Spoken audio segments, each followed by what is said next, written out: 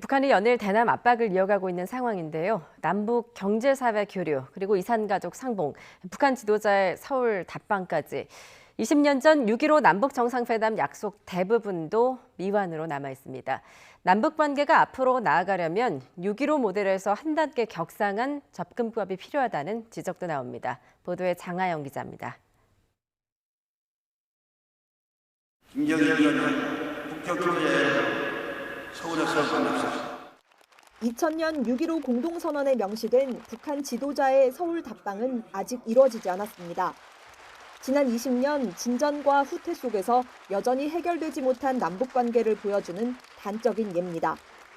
특히 최근 북한이 대남 사업을 대적사업으로 전환한다고 선언하면서 2018년 이전으로 돌아가는 것 아니냐는 우려도 나옵니다.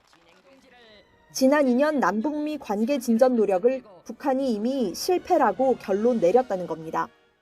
지난 2년 동안 노력해서 결과가 없잖아요. 그럼 북한은 성과주의 사회라는 말입니다.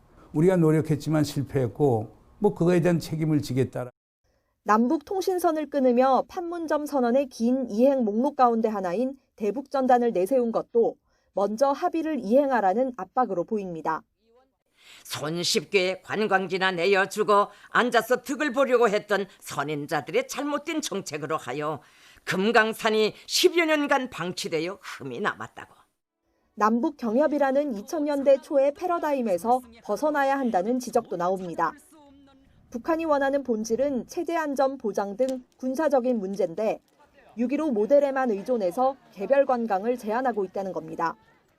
만나서 계속 하는 것 자체가 굉장히 성과라고만 보는 것, 이런 것 이상으로 좀 뭔가 좀 질적인 또 여러 가지 변화가 좀 필요한 것이다. 본질 문제 때문에 결과적으로 나중에 이 교류협력 하던 것도 금세 단절되거나 또 멈추거든요.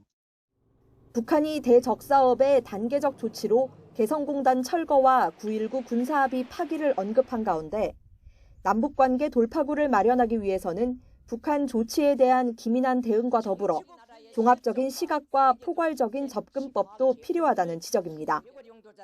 YTN 장하영입니다.